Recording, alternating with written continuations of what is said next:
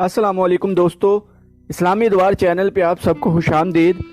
آج میں آپ کے لیے شمشیر بے نیام کی 38ویں ایپیسوڈ لے کے آیا ہوں۔ جن لوگوں نے ابھی تک چینل کو سبسکرائب نہیں کیا وہ چینل سبسکرائب کر لیں تاکہ ہر ایپیسوڈ آپ کو فوراً مل سکے۔ تو چلیے آئیے شروع کرتے ہیں۔ کاہن مجاوروں کے شور سے جاگ اٹھا تھا۔ اپنے کمرے میں مشعل کی روشنی دیکھ کر وہ اٹھ بیٹھا۔ مالک بن عوف نے مشعل دیوار میں اس جگہ لگا دی جو اسی مقصد کے لیے دیوار میں بنائی گئی تھی۔ مقدس کاہن، مالک بن عوف نے کہا، میں پوچھنے آیا ہوں کہ تمہاری شکست کا سبب کیا ہوا؟ کاہن نے اس کی بات پوری کرتے ہوئے کہا، کیا میں نے کہا نہیں تھا کہ ایک حام کی قربانی دو؟ اور مقدس کاہن، مالک بن عوف نے کہا، تم نے یہ بھی کہا تھا کہ حام نہ ملے تو اپنے قبیلے سے کہو کہ اپنے خون کی اور اپنی جانوں کی قربانی دیں۔ تم نے کہا تھا کہ حام کی تلاش میں وقت ضائع نہ کرنا۔ تم نے کہا تھا کہ مسلمان لڑنے کے لیے تیار نہیں ہوں گے۔ کیا تو اپنے دیوتا سے باز پرس کرنے آیا ہے کہ دشمن نے تمہیں شکست کیوں دی ہے؟ کاہن نے پوچھا۔ میں نے کہا تھا کہ پیٹھ نہ دکھانا۔ کیا تیرے لشکر نے پیٹھ نہیں دکھائی؟ تیرے لشکر میں تو اتنی سی بھی غیرت نہیں تھی کہ اپنی عورتوں اور اپنے بچوں کی حفاظت کرتا۔ میں پوچھتا ہوں تم نے کیا کیا؟ مالک بن عوف نے پوچھا۔ اگر سب کچھ ہمیں ہی کرنا تھا تو تم نے کیا کمال دکھایا؟ تم نے کیوں کہا تھا کہ مسلمانوں کو اس وقت پتہ چلے گا جب تمہاری تلواریں انہیں کاٹ رہی ہوں گی؟ کیا تم نے ہمیں دھوکہ نہیں دیا؟ کیا یہ درست نہیں کہ محمد صلی اللہ علیہ وآلہ وسلم سچا ہے جس نے تمہاری فال کو جھٹلا دیا ہے؟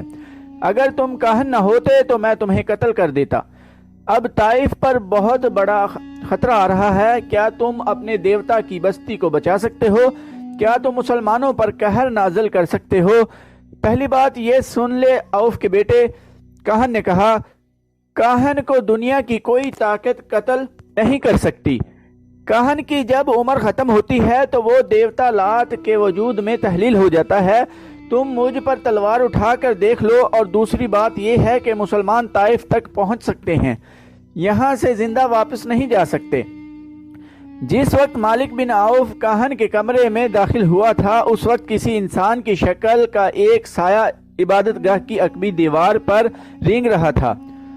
وہ جو کوئی بھی تھا وہ اپنی جان کا خطرہ مول لے رہا تھا۔ یہ مالک بن عوف ہی تھا جو سرداری کے رعب میں رات کے وقت کاہن کے کمرے تک پہنچ گیا تھا۔ یہ عبادت گاہ صدیوں پرانی تھی۔ عقبی دیوار میں چھوٹا سا شگاف تھا۔ وہ انسان جس کا سایہ دیوار پر رینگ رہا تھا اس شگاف میں داخل ہو گیا۔ آگے اونچی گھاس اور جھاڑیاں تھیں۔ وہ انسان گھاس اور جھاڑیوں میں سے یوں گزرنے لگا کہ اس کے قدموں کی آہٹ یا ہلکی سی سرسراہٹ بھی سنائی نہیں دیتی تھی۔ وہ گھاس اور جھاڑیوں میں سے گزر کر اس چبوترے پر جا چڑھا جس پر عبادت گاہ کی عمارت کھڑی تھی۔ اس طرف کے دروازے کے کواڑ دیمک خوردہ تھے۔ وہ انسان کھائے ہوئے ان کواڑوں میں سے گزر کر عبادت گاہ میں داخل ہو گیا۔ آگے تاریک غلام گردش تھی۔ اس انسان نے جوتے اتار دیے اور دبے پاؤں آگے بڑھتا گیا۔ اس گھوپ اندھیرے میں وہ یوں چلا جا رہا تھا جیسے پہلے بھی یہاں کبھی آیا ہو۔ وہ غلام گردش کی بھول بھلائیوں میں سے گزرتا کاہن کے کمرے کے قریب پہنچ گیا۔ اسے کاہن کی اور کسی اور کی باتیں سنائی دیں۔ وہ مالک بن عوف تھا جو کاہن کے ساتھ باتیں کر رہا تھا۔ یہ انسان رک گیا۔ اسے کاہن کے کمرے سے آتی ہوئی مشعل کی روشنی نظر آ رہی تھی۔ مالک بن عوف کاہن سے اتنا مرعوب ہوا کہ وہ سر جھکائے ہوئے وہاں سے نکل گیا۔ یہ انسان جو قریب ہی کہیں چھپ گیا تھا آگے بڑھا۔ کاہن دروازے کی طرف دیکھ رہا تھا۔ اس کی آنکھیں حیرت سے کھل گئیں کیونکہ اس کے سامنے ایک جوان سال لڑکی کھڑی تھی۔ اس لڑکی کو وہ پہچانتا تھا۔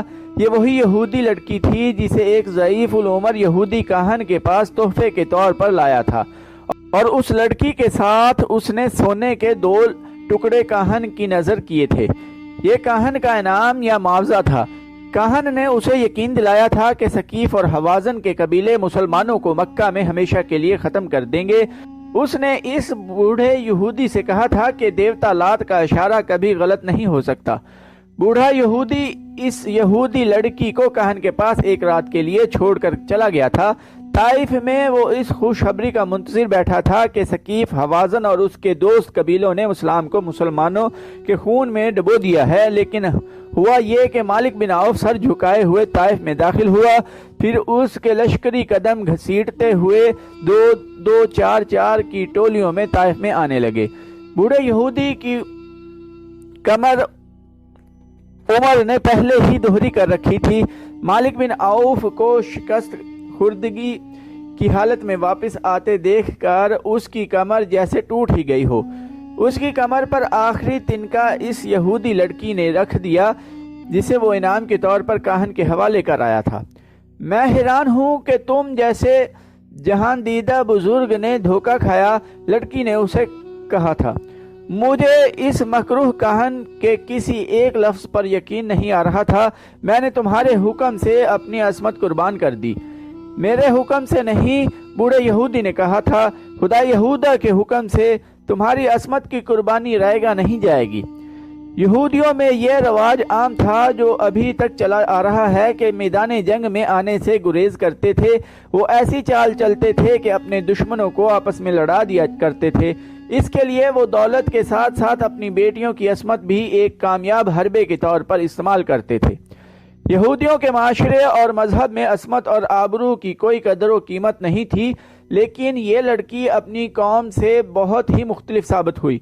वो बूढ़े यहूदी पर टूट टूट पड़ती थी और कहती थी कि मुसलमानों का किला कमा हो जाता तो वो फख्र से कहती कि उसने इस मकसद के लिए अपनी असमत की कुर्बानी दी है, और वो ये भी कहती थी कि काहन ने उन्हें धोखा दिया है।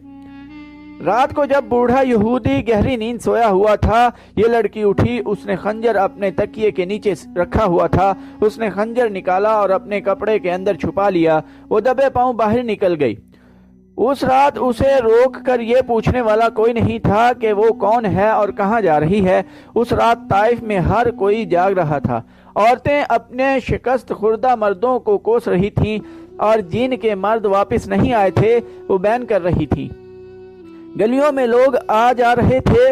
लड़की उनके दरमियान से गुजरती लात की इबादत गाह तक पहुंच गई। उसकी आंखों में खून उतरा हुआ था।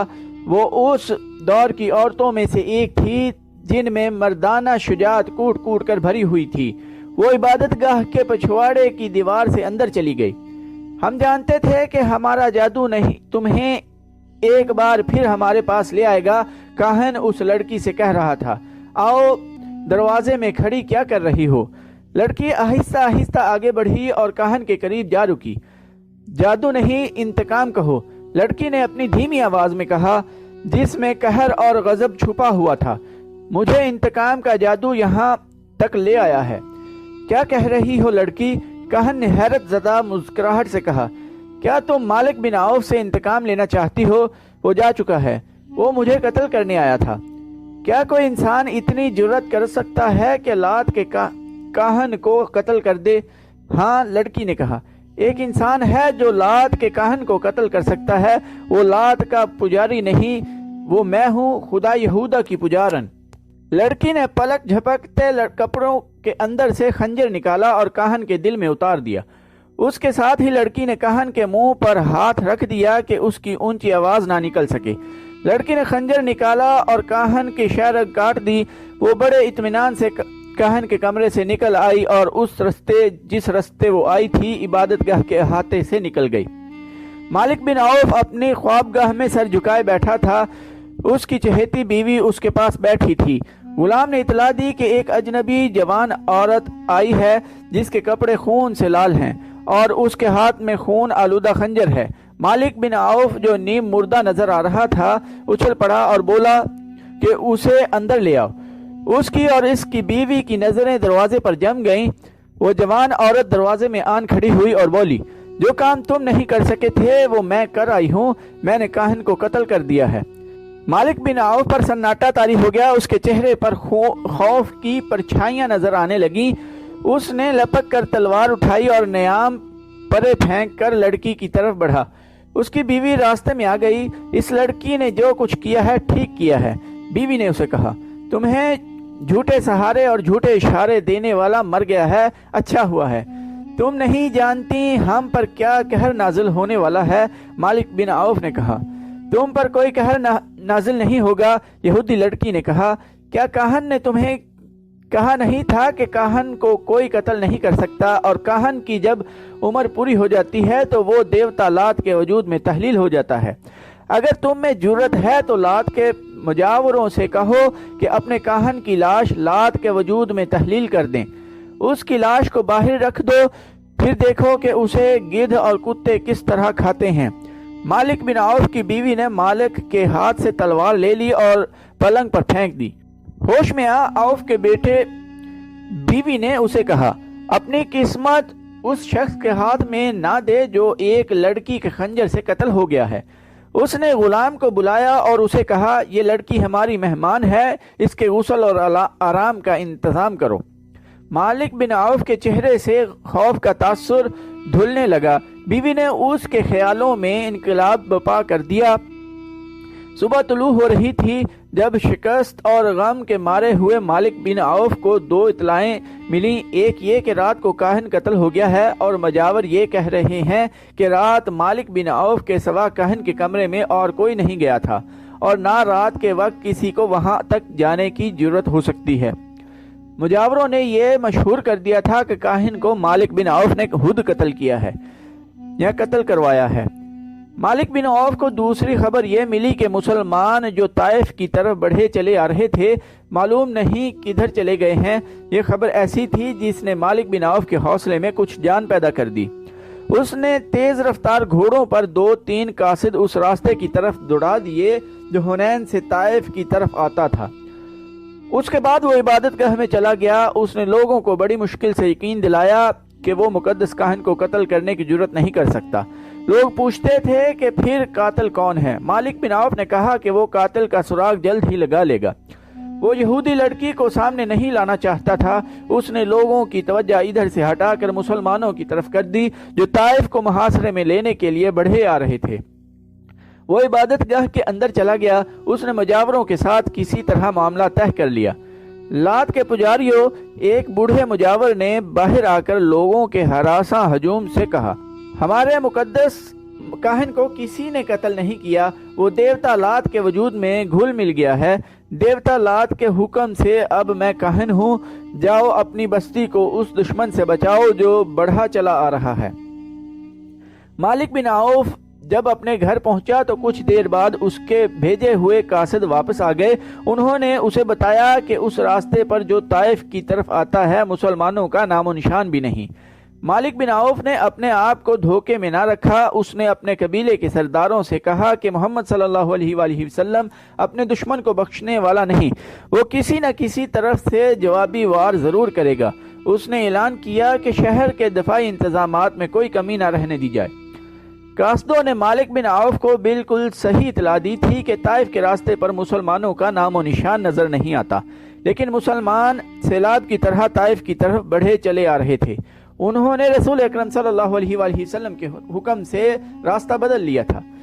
بدلا ہوا راستہ بہت لمبا تھا، لیکن رسول اکرم صلی اللہ علیہ وآلہ وسلم نے اتنا لمبا راستہ اختیار کرنے کا فیصلہ اس لیے کیا تھا کہ چھوٹا راستہ پہاڑیوں اور چٹانوں میں سے گزرتا تھا، کھڈ نالے بھی تھے۔ رسول کریم صلی اللہ علیہ وآلہ وسلم نے اپنے سالاروں سے کہا تھا کہ حنین کے پہلے تجربے کو نہ بھولو۔ مالک بن عوف بڑا کایا جنگجو ہے۔ آپ صلی اللہ علیہ وآلہ وسلم نے فرمایا کہ طائف تک کا تمام علاقہ گھات کے لیے موزوں ہے۔ مالک بن عوف ویسی ہی گھات لگا سکتا ہے جیسی گھات میں اس نے خالد رضی اللہ عنہ بن ولید کو تیروں سے چھلنی کر دیا تھا۔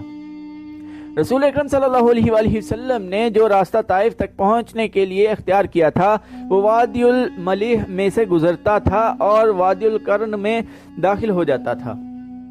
آپ صلی اللہ علیہ وآلہ وسلم اپنے لشکر کو وادی القرن میں سے گزارنے کے بجائے طائف کے شمال مغرب میں 7 میل دور نکل گئے اور نخب اور ساویرا کے علاقے میں داخل ہو گئے۔ یہ علاقہ نشیب و فراز کا تھا اور اس میں پہاڑیاں اور چٹانیں نہ ہونے کے برابر تھیں۔ مجاہدین کا یہ لشکر 5 فروری 630 عیسوی کے روز طائف کے گرد و نواح میں اس سمت سے پہنچا جو طائف والوں کے وہم و گمان میں بھی نہیں تھی۔ مجاہدین اسلام کا کوچ بڑا ہی تیز تھا۔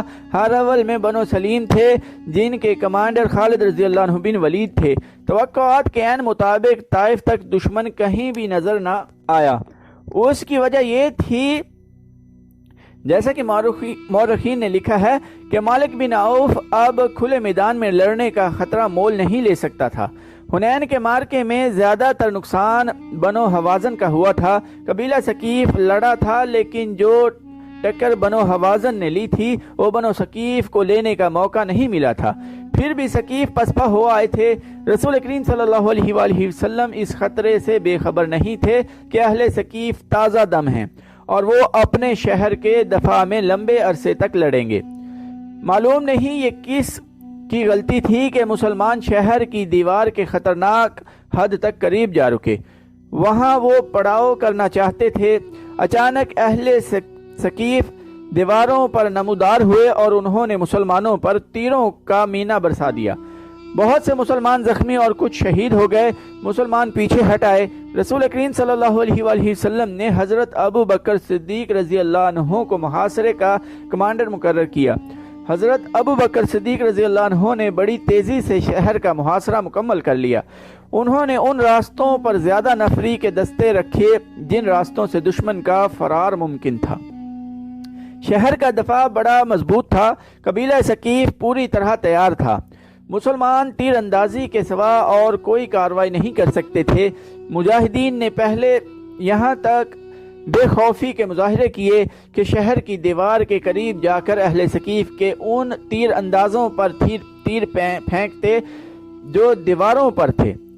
چونکہ وہ دیوار کے اوپر تھے اور انہیں اوٹ بھی میسر تھی، اس لیے ان کے تیر مسلمانوں کا زیادہ نقصان کرتے تھے۔